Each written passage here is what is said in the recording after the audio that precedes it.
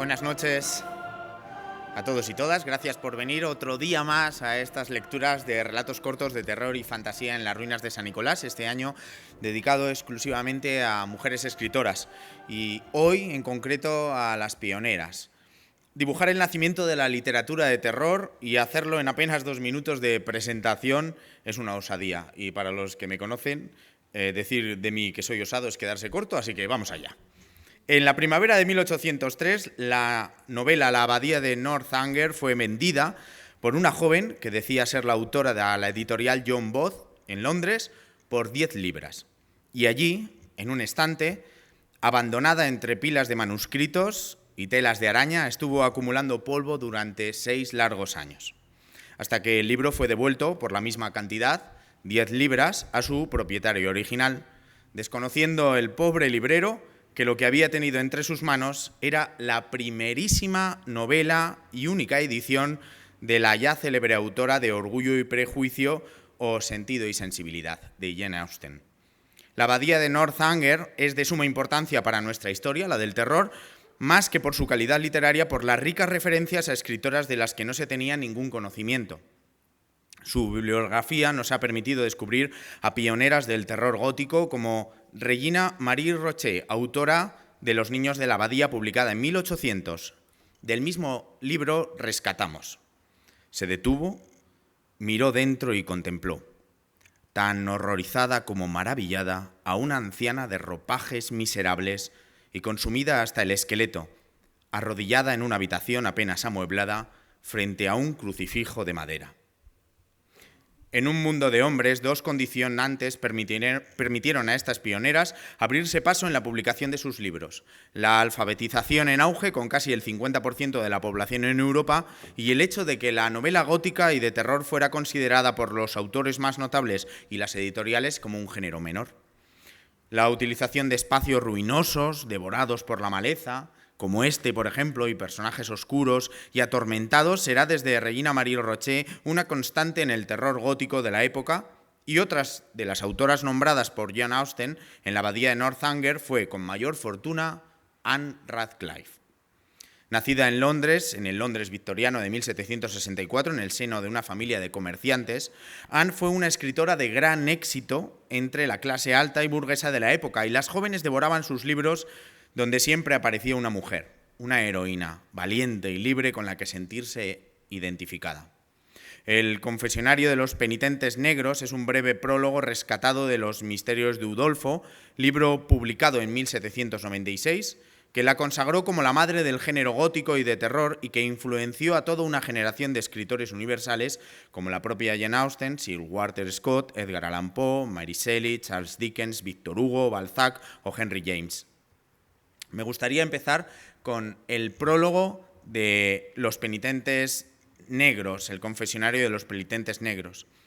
Envuelto en una bruma de silencio y misterio, medita sus pasiones, las encarna en hechos y las manda a otros en alas del destino, como esa voluntad invisible que nos guía, súbitas, calladas, inescrutables.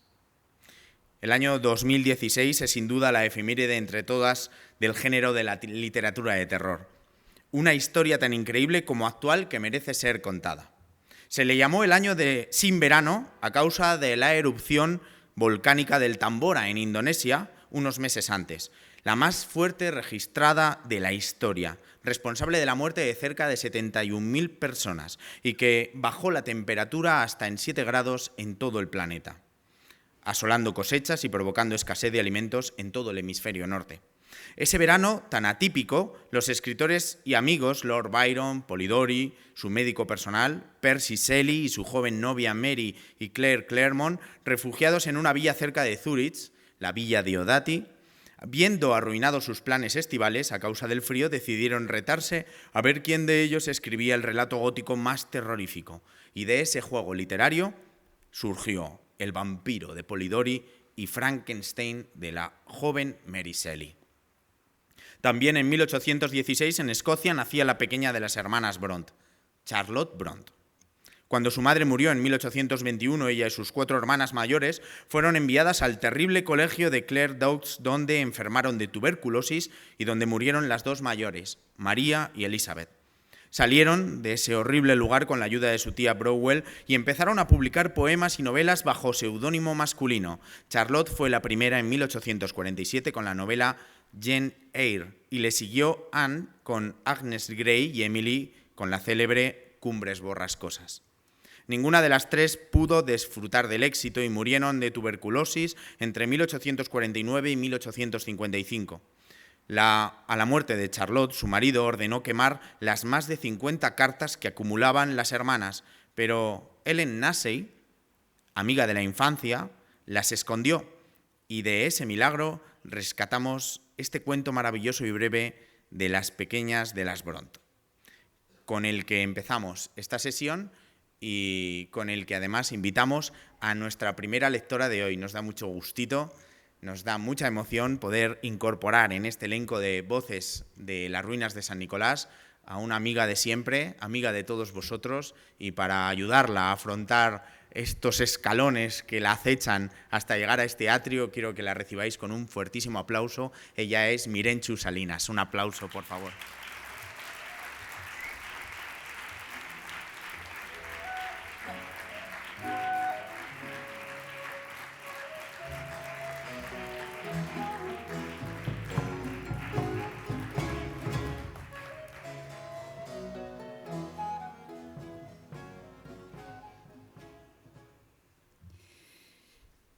Pues bien, como iba diciendo, el emperador se acostó.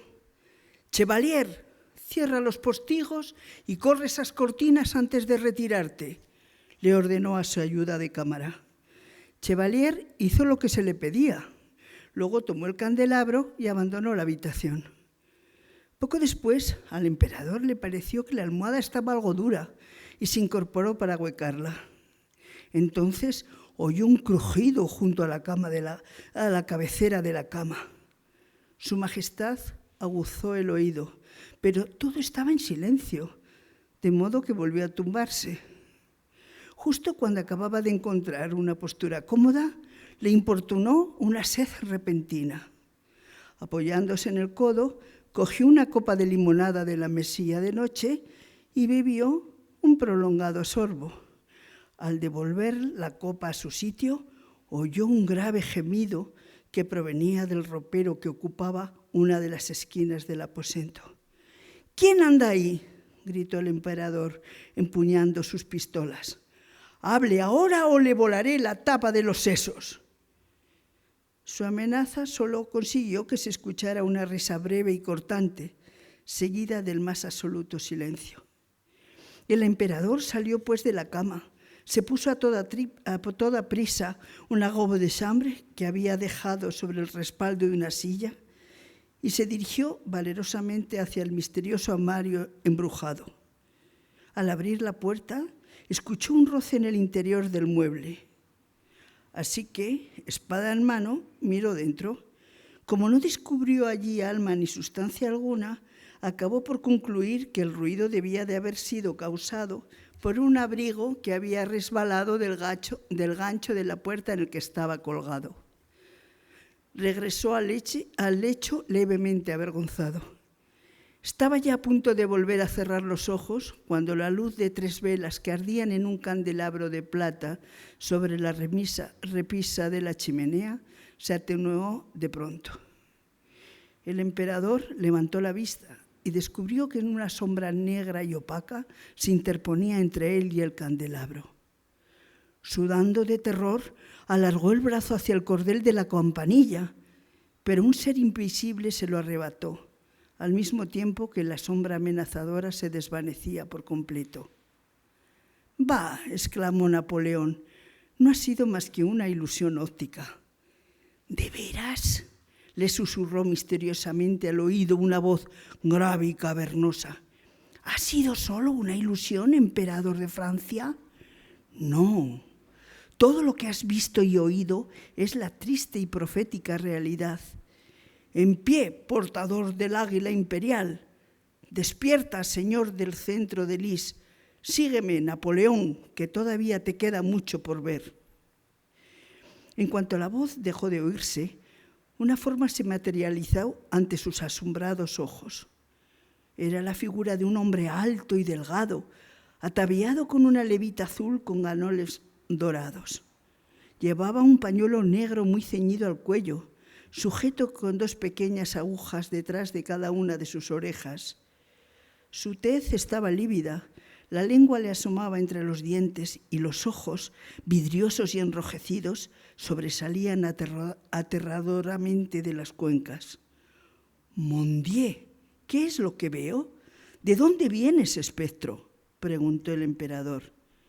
La aparición no habló, pero levantó un dedo para indicarle al emperador que le siguiera. Víctima de un misterioso influjo que le impedía pensar o actuar por voluntad propia, el emperador obedeció en silencio. La sólida pared de la estancia se abrió a su paso y volvió a cerrarse con un ruido atronador tras él. Se habrían encontrado sumidos en la más completa oscuridad de no haber sido por el tenue halo de luz que rodeaba al espectro, que reveló los muros húmedos de un largo pasadizo abovedado que recorrieron juntos con silenciosa celeridad. Poco después, una brisa fresca que descendía hacia el techo y obligó al emperador a ceñirse el camisón al cuerpo, anunció que se acercaba al exterior. Al salir del pasadizo, Napoleón se descubrió en una de las principales calles de París. «Venerable espíritu», dijo el emperador tiritando a causa del gélido aire nocturno, «permite que regrese para abrigarme un poco. Volveré enseguida a tu lado». «Sigue adelante», repuso su acompañante con severidad. Pese a la creciente indignación que le embargaba, el emperador no tuvo más remedio que obedecer.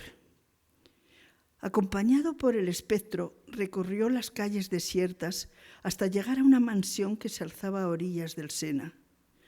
Una vez allí, su guía se detuvo, y cuando las puertas se abrieron para recibirlos, entraron en un amplio vestíbulo de mármol que ocultaba parcialmente una cortina, por cuyos pliegues transparentes penetraba una intensa luz que ardía con un brillo cegador.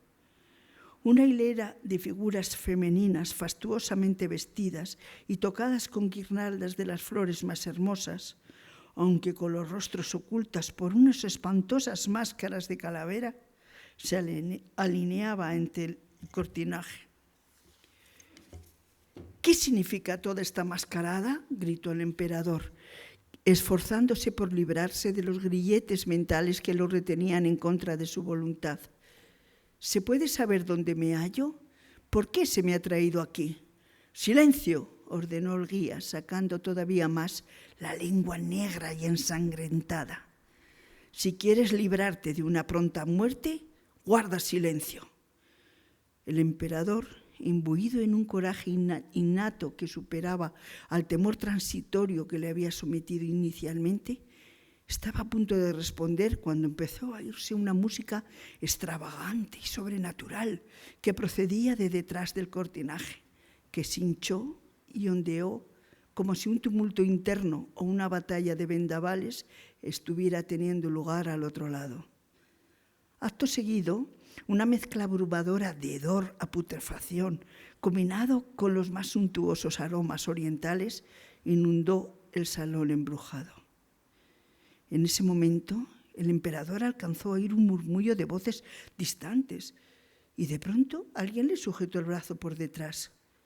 Napoleón se volvió apresuradamente para encontrarse con el semblante familiar de María Luisa. «¿Qué ocurre? ¿Has venido tú también a este lugar infernal? ¿Qué te ha traído hasta aquí?» «¿Me permite su majestad que le haga la misma pregunta? ¿Qué le ha traído hasta aquí?», repuso la emperatriz sonriendo. Napoleón no respondió, mudo de asombro. Ningún cortinaje se interponía ahora entre el emperador y la luz. Este se había esfumado como por arte de magia, y un espléndido candelabro de cristal colgaba ahora por encima de su cabeza. Una multitud de damas, elegantemente vestidas, pero sin las máscaras de calavera, ocupaban la sala acompañadas por la proporción adecuada de desenfadados caballeros.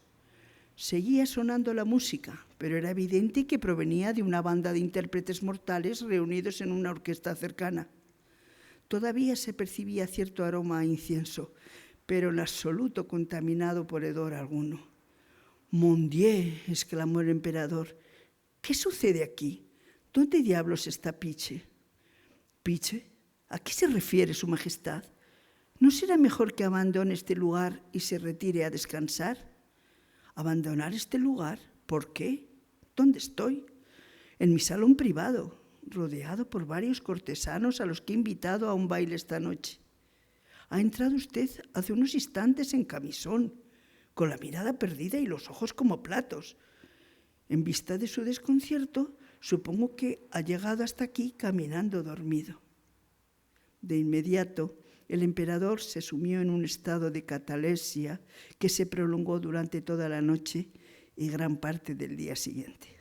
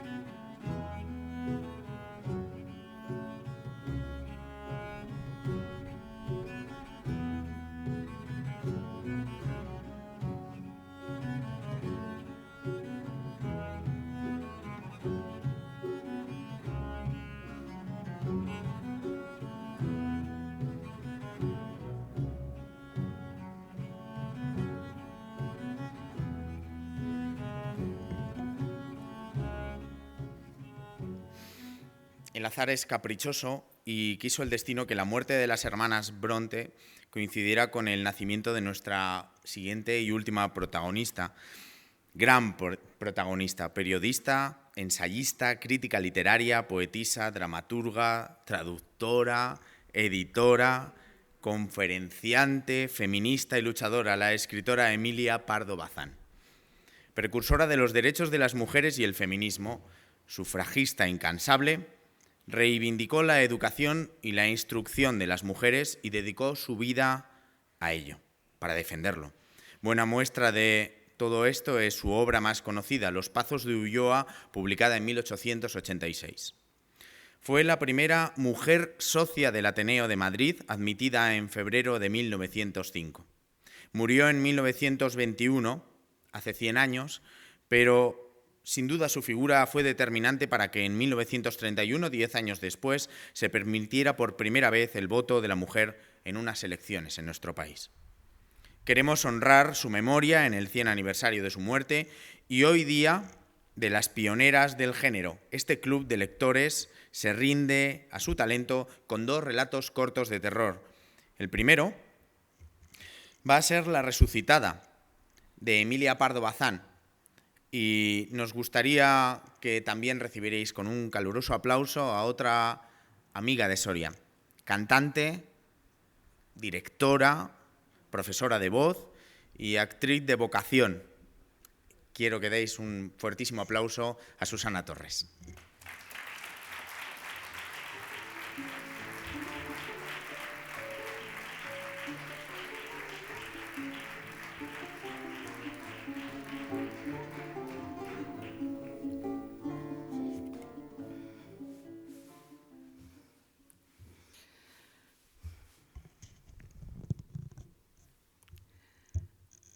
Ardían los 4 blandones, soltando gotazas de cera.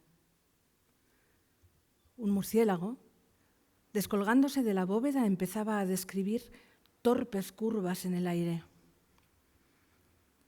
Una forma negruzca, breve, se deslizó al ras de las losas y trepó con sombría cautela por un pliegue del paño mortuorio. En el mismo instante, Abrió los ojos Dorotea de Guevara, yacente en el túmulo. Bien sabía que no estaba muerta, pero un velo de plomo, un candado de bronce le impedían ver y hablar. Oía, eso sí, y percibía como se percibe entre sueños lo que con ella hicieron al lavarla y amortajarla. Escuchó los gemidos de su esposo y sintió lágrimas de sus hijos en sus mejillas blancas y yertas. Y ahora, en la soledad de la iglesia cerrada, recobraba el sentido y le sobrecogía mayor espanto. No era pesadilla, sino realidad. Allí el féretro, allí los cirios y ella misma envuelta en el blanco sudario. Al pecho, el escapulario de la Merced. Incorporada ya, la alegría de existir se sobrepuso a todo. Vivía, vivía. Qué bueno es vivir, revivir, no caer en el pozo oscuro. En lugar de ser bajada al amanecer en hombros de criados a la cripta, volvería a su dulce hogar y oiría el clamoroso regocijado de los que la amaban y ahora la lloraban sin consuelo. La idea deliciosa de la dicha que iba a llevar a su casa hizo latir su corazón todavía debilitado por el síncope. Sacó las piernas del ataúd, brincó al suelo y con la rapidez suprema de los momentos críticos combinó su plan. Llamar, pedir auxilio a tales horas sería inútil. Y de esperar al amanecer en la iglesia solitaria no era capaz. En la penumbra de la nave creía que asomaban caras fisgonas de espectros y sonaban dolientes quejumbres de ánimas en pena. Tenía otro recurso: salir por la capilla del Cristo. Era suya. Pertenecía a su familia en patronato. Dorotea alumbraba perpetuamente con rica lámpara de plata la santa imagen de Nuestro Señor de la Penitencia. Bajo la capilla se cobijaba la cripta, enterramiento de los Guevara Benavides. La alta reja se columbraba a la izquierda afiligranada, tocada a trechos de oro rojizo rancio. Dorotea elevó desde su alma una deprecación fervorosa al Cristo. Señor, que encontrase puestas las llaves. Y las palpó. Allí colgaban las tres: el manojo, la de la propia verja, la de la cripta, a la cual se descendía por un caracol dentro del muro, y la tercera llave que abría la portezuela oculta entre las tallas del retablo y daba a estrecha calleja donde erguía su fachada infanzona el caserón de Guevara, flanqueado de torreones.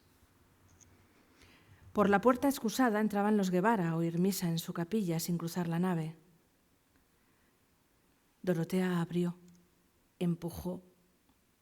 Estaba fuera de la iglesia, estaba libre. 10 pasos hasta su morada. El palacio se alzaba silencioso, grave como un enigma. Dorotea cogió el aldabón trémula, cual si fuese una mendiga que pide hospitalidad en una hora de desamparo. ¿Esta es mi casa? ¿Esta casa es mi casa, en efecto?, pensó al secundar el aldabonazo firme. Al tercero se oyó un ruido dentro de la vivienda muda y solemne, envuelta en su recogimiento como en larga faldamenta de luto. Y resonó la voz de Pedralbar, el escudero, que refunfuñaba. ¿Quién llama a estas horas? ¿Qué comido le vea yo de perros? Abre, Pedralbar, por tu vida. Soy tu señora, soy doña Dorotea de Guevara. Abre presto. Váyase en hora mala el borracho, que si salgo a fe que lo ensarto. Soy doña Dorotea. Abre. ¿No me conoces? ¿Él habla? Un reniego enronquecido por el miedo contestó nuevamente. En lugar de abrir, Pedralbar subía la escalera otra vez. La resucitada pegó 2 aldabonazos más. La austera casa pareció reanimarse. El terror del escudero corrió a través de ella como un escalofrío por un espinazo. Insistía el aldabón y en el portal se escucharon taconazos, corridas y cuchicheos. Rechinó al fin el claveteado portón entreabierto con sus 2 hojas, y un chillido agudo salió de la boca sonrosada de la doncella Lucigüela, que elevaba un candelabro de plata con vela encendida y que dejó caer de golpe. Se había encarado con su señora, la difunta, arrastrando la mortaja y mirándola de hito en hito.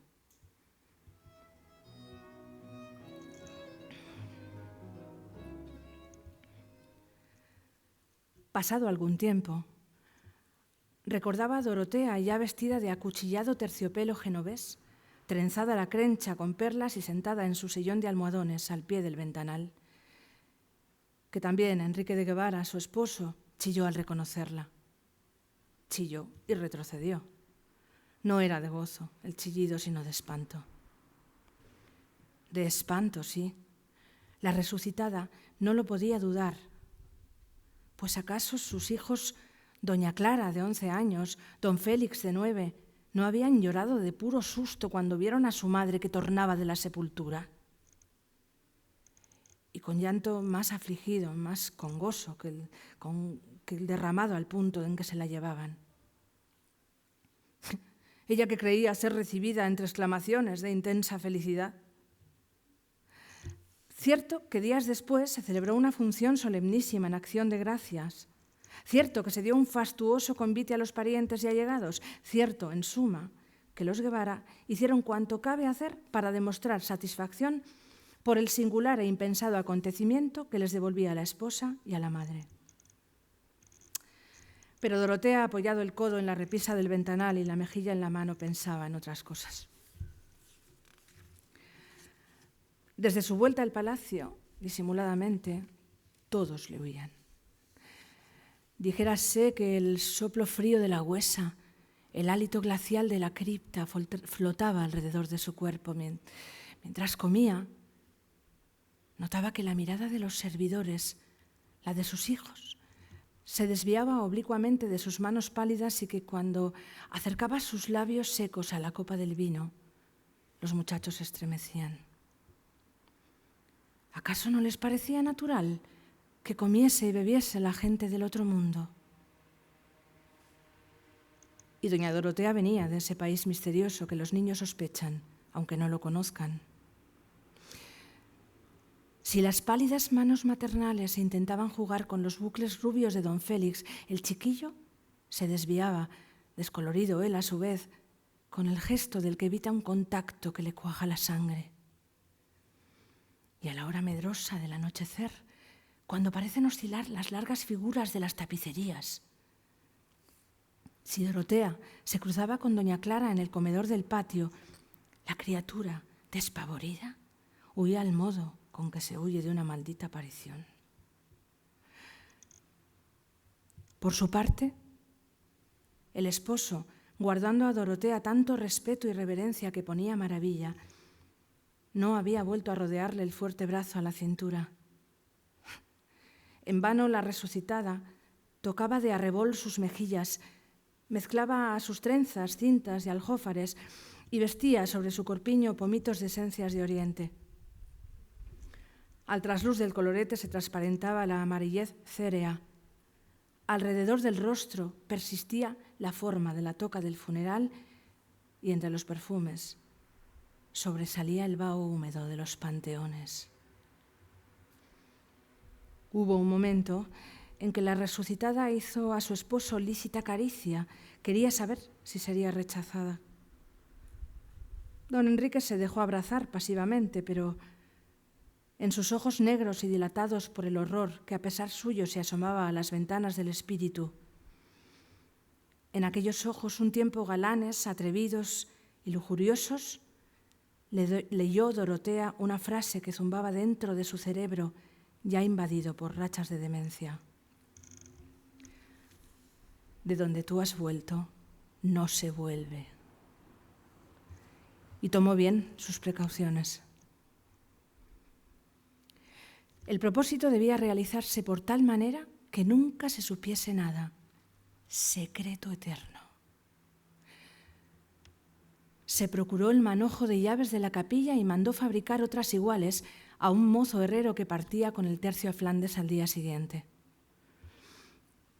ya en poder de Dorotea las llaves de su sepulcro, salió una tarde sin ser vista, cubierta con un manto. Se entró en la iglesia por la portezuela, se escondió en la capilla del Cristo y al retirarse el sacristán cerrando el templo, Dorotea bajó lentamente a la cripta, alumbrándose con un cirio prendido en la lámpara. Abrió la mohosa puerta, cerró por dentro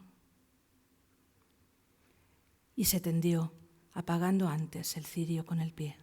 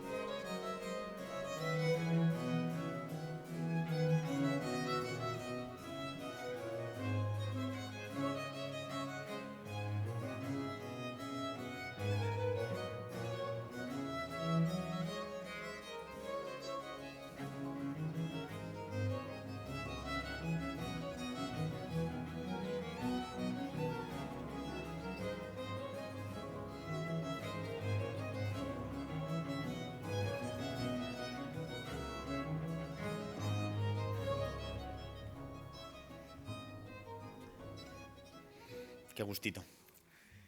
Nos quedamos extasiados. Quiero terminar con Emilia Pardo Bazán de nuevo, aprovechando en el 100 aniversario de su muerte. Hay muchas pioneras que se han quedado en el camino y muchas escritoras durante esta semana que no han podido encontrar su hueco dentro de estas sesiones, a las que le pedimos disculpas a todas ellas y a su memoria, pero eran muchísimas. Descubrir este trabajo de investigación ha sido un descubrimiento personal también. Muchos de estos nombres no aparecen en las editoriales ni en las primeras líneas a la búsqueda de Google. Ese es un ejercicio que todavía queda pendiente, tanto para la enseñanza de esas nuevas escritoras como también para las editoriales, que deberían poner en primera línea también todos estos relatos, que son maravillosos. Maravillosa Emilia Pardo Bazán, una historia que merece ser contada una de 1000 veces y que tenemos también en este caso, el orgullo y el placer de poder contar con una exposición en la Biblioteca Pública de Soria, cortesía también, entre otros, de nuestra amiga Mercedes Melendo, que ha estado trabajando durante muchos meses para conseguir toda esa bibliografía, toda esa exposición que además se completa con textos, con imágenes y que están al alcance gratis para todos los sorianos y todas las sorianas, y estoy convencido que allí iremos a verla. Terminamos con un texto seleccionado también por Mercedes Melendo, El Talismán, con el que terminamos la sesión de hoy y os invitamos a seguir disfrutando de Emilia Pardo Bazán en su 100 aniversario. El Talismán.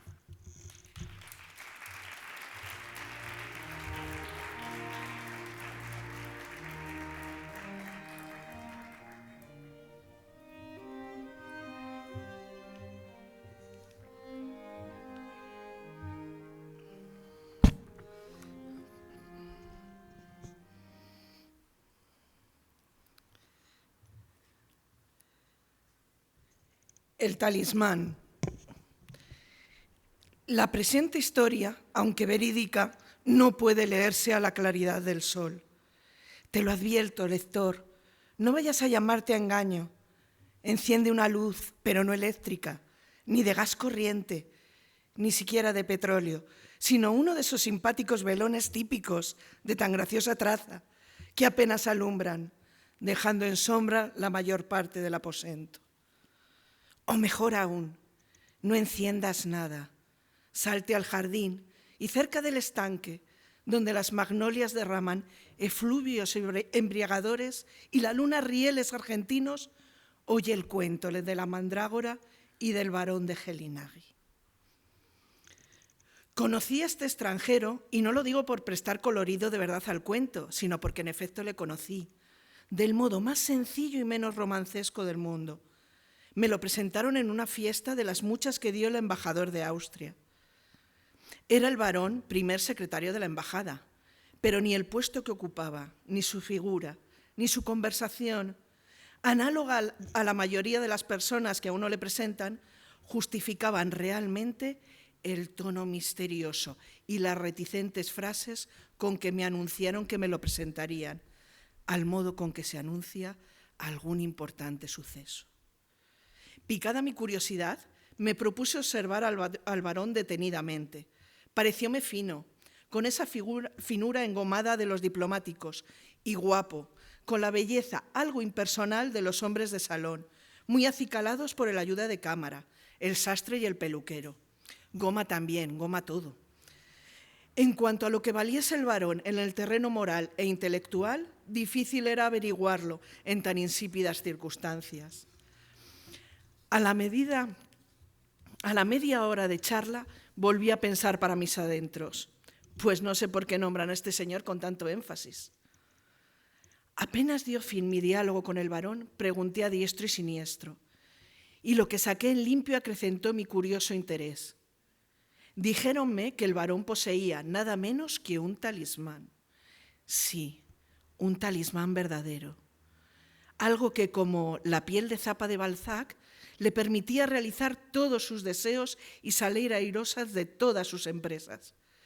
Refiriéronme golpes de suerte inexplicables, a no ser por la mágica influencia del talismán. El varón era húngaro, y aunque se preciaba descender de Taxonio, el glorioso caudillo magiar, lo cierto es que el último vástago de la familia Gelinaghi podía decirse que vegetaba en la estrechez, confinado allá en su vetusto solar de la montaña. De improviso, una serie de raras casualidades concentró en sus manos respetable caudal. No solo se murieron oportunamente varios parientes ricos, dejándole por universal heredero, sino que al ejecutar reparaciones en el vetusto castillo de Gelinaghi, encontróse un tesoro de monedas y joyas. Entonces el varón se presentó en la corte de Viena, según convenía su rango, y allí se vieron nuevas señales de que solo una protección misteriosa podía dar la clave de tan extraordinaria suerte. Si el varón jugaba, era seguro que se llevaba el dinero de la apuesta. Si fijaba sus ojos en una dama, en la más inexpugnable, era cosa averiguada que la dama se ablandaría. 3 desafíos tuvo, y en los 3 hirió a su adversario. La herida del último fue mortal, cosa que pareció advertencia del destino a los futuros contrincantes del varón. Cuando éste sintió el capricho de ser ambicioso, de par en par se le abrieron la secretaría de la embajada, y hoy en Madrid estaba, y esto le servía únicamente de escalón para puesto más alto. Susurrábase ya que le nombrarían ministro plenipotenciario el invierno próximo. Si todo eso no era patraña, efectivamente merecía la pena de averiguar con qué talismán se obtienen tan envidiables resultados. Y yo me propuse saberlo, porque siempre he profesado el principio de que en lo fantástico y maravilloso hay que creer a pies juntillas, y el que no cree, por lo menos desde las 11 de la noche hasta las 5 de la madrugada, es tuerto del cerebro, o sea, medio tonto. A fin de conseguir mi objetivo, hice todo lo contrario que lo que suele hacerse en casos tales. Procuré conversar con el varón a menudo y en tono franco, pero no le dije nunca palabra del talismán. Hastiado probablemente de conquistas amorosas, está el varón en la disposición más favorable para no pecar de fatuo y ser amigo, y nada más que amigo, de una mujer que le tratase con amistosa franqueza. Sin embargo, por algún tiempo mi estrategia no surtió efecto alguno. El varón no se espontaneaba y hasta percibí en él, más que la insolente alegría de quien tiene la suerte en la mano, un dejo de tristeza y de inquietud, una especie de negro pesimismo. Por otro lado, sus repetidas alusiones a tiempos pasados, tiempos modestos y oscuros, y a un repentino encumbramiento, a una deslumbradora racha de felicidad, confirmaban la versión que corría. El anuncio de que había sido llamado a Viena el varón y que era inminente su marcha hizo perder la esperanza de saber nada más. Pensaba yo eso una tarde, cuando precisamente me anunciaron al varón.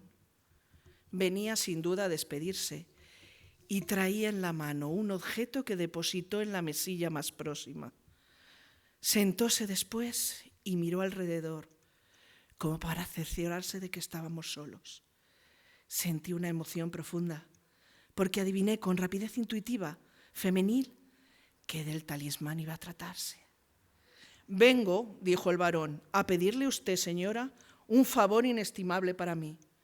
Ya sabe usted que me llaman a mi país y sospecho que el viaje será corto y precipitado.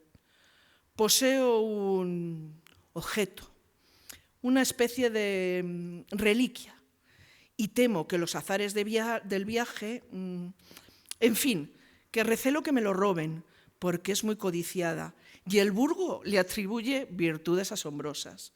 Mi viaje se ha divulgado. Es muy posible que hasta se trame algún complot para quitármela. A usted se la confío. Guárdemela usted hasta mi vuelta. Le seré deudor de verdadera gratitud». De manera que aquel talismán precioso, aquel raro amuleto estaba allí, a 2 pasos, sobre el mueble, y iba a quedar entre mis manos. «Tenga usted por seguro que si la guardo, estará bien guardada», respondí con vehemencia. «Pero antes de aceptar el encargo, quiero que usted me entere de lo que voy a conservar.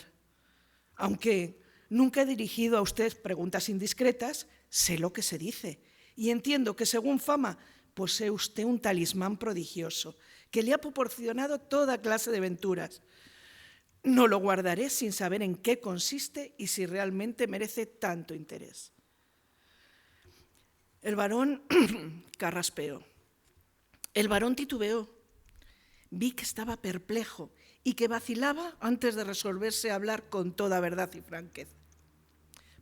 Por último, prevaleció la sinceridad y no sin esfuerzo dijo: «Ha tocado usted, señora, la herida de mi alma. Mi pena y mi torcedor constante es la duda en que vivo sobre si realmente poseo un tesoro de mágicas virtudes o cuido supersticiosamente de un fetiche despreciable. En los hijos de este siglo, la fe en lo sobrenatural es siempre torre sin cimiento. El menor soplo de aire la echa por tierra. Se me cree feliz cuando realmente no soy más que afortunado.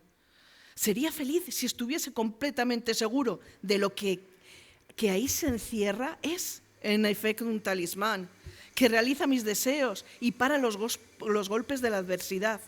Pero este punto es el que no puedo esclarecer. ¿Qué sabré yo decir?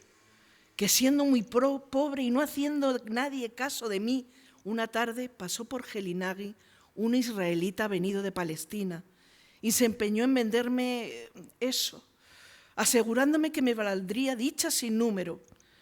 Lo compré como se compran 1000 chucherías inútiles y lo eché en un cajón. Al poco tiempo empezaron a sucederme cosas que cambiaban mi suerte, pero que pueden explicarse todas sin necesidad de milagros. Aquí el varón sonrió y su sonrisa fue contagiosa. Todos los días, prosiguió, recobrando su expresión melancólica, estamos viendo que un hombre logra en cualquier terreno lo que se merece. Y es corriente y usual que duelistas inexpertos venzan a espadachines famosos. Si yo tuviese la convicción de que existen talismanes, gozaría tranquilamente de mi prosperidad.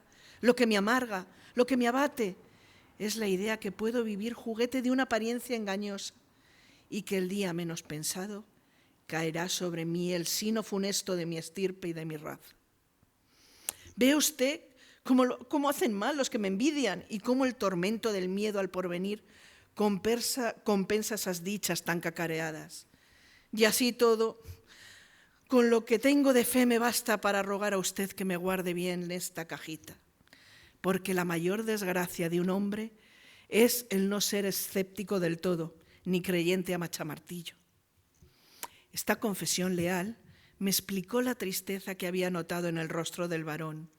Su estado moral me pareció digno de lástima, porque en medio de las mayores venturas le mordía el alma de descreimiento, que todo lo marchita y todo lo corrompe. La victoriosa arrogancia de los hombres grandes dimanó siempre de la confianza de su estrella. Y el barón de Gelinaghi, incapaz de creer, era incapaz a sí mismo para el triunfo. Levantóse el barón y, recogiendo el objeto que había traído, desenvolvió un paño de raso negro y vio una cajita de cristal de roca con aristas y cerradura de plata. Alzada la cubierta, sobre un sudario de lienzo guarnecido de encajes, que el varón apartó delicadamente, distinguí una cosa horrible, una figurilla grotesca, negruzca, como de una cuarta de largo, que representaba en pequeño el cuerpo de un hombre. Mi movimiento de repugnancia no sorprendió al varón. «Pero, ¿qué es este mamarracho?», hube de preguntarle. «Esto», replicó el diplomático, «es una maravilla de la naturaleza. Esto no se imita, ni se finge. Esto es la propia raíz de la mandrágora, tal cual se forma en el seno de la tierra. Antigua como el mundo, es la superstición que atribuye a la mandrágora antropomorfa las más raras virtudes. Dicen que procede de las sangres de los ajusticiados y que por eso de noche, a altas horas, se oye gemir a la mandrágora, como si en ella viviese cautiva un alma llena de desesperación. ¡Ay! Cuide usted, por Dios, de tenerla envuelta siempre en un sudario de seda o un sudario de lino. Solo así se dispensa protección a la mandrágora». ¿Y usted cree todo eso?, exclamó mirando al varón fijamente. «Ojalá», respondió en tono tan amargo que al punto no supe replicar palabra. A poco el varón se despidió, repitiendo la súplica de que tuviese el mayor cuidado por lo que pudiera suceder con la cajita y su contenido, advirtiéndome que regresaría dentro de un mes y que entonces recobraría el depósito. Así que cayó bajo mi custodia el talismán. Ya se comprende que lo miré más despacio. Y confieso que si toda la leyenda de la mandrágora me parecía una patraña grosera, una vil superstición de Oriente, no dejó de preocuparme la perfección extraña con que aquella raíz imitaba a un cuerpo humano. Discurrí que sería alguna figura contrahecha, pero la vista me desengañó, convenciéndome de que la mano del hombre no tenía parte en el fenómeno y que el homunculus era natural, la propia raíz según la arrancan del terreno. Interrogué sobre el particular a personas veraces que habían residido en Palestina y me aseguraron que no es posible falsificar una mandrágora y que así, cual modelo de la naturaleza, la recogen y venden los pastores de los montes de Galad y de los llanos de Jericó. Sin duda, la rareza del caso, para mí enteramente desconocido, fue lo que en mala hora exaltó mi fantasía.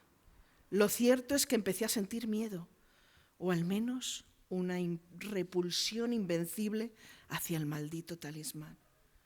Lo había guardado con mis joyas en la caja fuerte de mi propio dormitorio, y cátate que desde entonces me acomete un desvelo febril, y doy en la manía de que la mandrágora dichosa, cuando todo esté en silencio, va a exhalar uno de sus quejidos lúgubres, capaces de helarme la sangre en las venas, y el ruido más insignificante me despierta temblando, y a veces el viento mueve los cristales y estremece las cortinas, y se me antoja que es la mandrágora que se queja con voces del otro mundo. En fin, no me dejaba vivir la tal porquería y determiné sacarla de mi cuarto y llevarla a una cristalera del salón, donde conservaba yo monedas, medallas y algunos cachivaches antiguos. Aquí está el origen de mi eterno remordimiento, del pesar que no se me quitará en la vida, porque la fatalidad quiso que un criado nuevo, a quien tentaron las monedas de la cristalera, rompiese los vidrios y al llevarse las monedas y los dijes, cargase también con la cajita del talismán. Fue para mí terrible golpe. Avisé a la policía. La policía revolvió cielo y tierra. El ladrón apareció, sí. Sí, señor, apareció. Recobráronse las monedas, la cajita y el sudario. Pero el talismán confesó mi hombre que lo había arrojado a un sumidero de alcantarilla y no hubo medio de dar con él, aun a costa de las investigaciones más prolijas y mejor remuneradas del mundo. ¿Y el barón de Gelinagui? Pregunté a la dama que me había referido tan singular suceso. Murió en un choque de trenes cuando regresaba a España, contestó ella más pálida que de costumbre y volviendo el rostro. De modo que era talismán verdadero aquel. Válgame Dios, repuso, ¿no quiere usted concederle nada a las casualidades?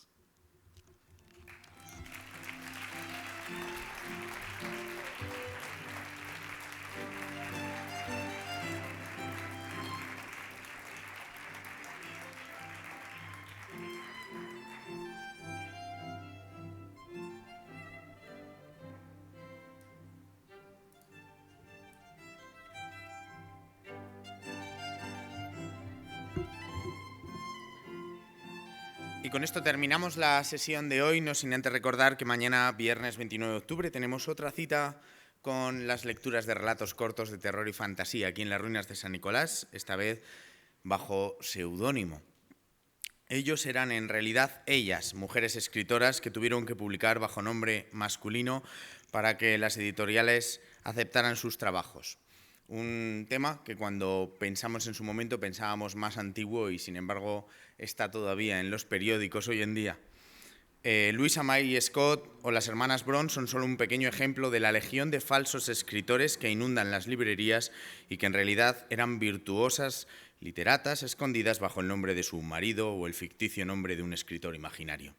Mañana leeremos Las mujeres que los hombres no ven, de voz de Cristina Rocha, de Alice Bradel Sheldon, o Las lavanderas nocturnas con nuestra amiga Lucía Santamaría, de Amantine Lucille Aurore, o Eva Caballero nos sorprenderá, de Neil Harper Lee, con Matar a un ruiseñor, si el tiempo nos lo permite. Y de todas maneras, estar pendientes en la página web del festival y en las redes sociales donde os informaremos puntualmente de todas estas actividades. Estamos muy contentos de la aceptación, estamos llenando todo y no nos lo merecemos. Las lecturas de mañana y las del sábado están completas y quedan muy poquitas entradas para la lectura del 1 de noviembre, así que solo nos queda por parte de toda la organización y del Ayuntamiento de Soria, en mi nombre, decir gracias. Muchas gracias.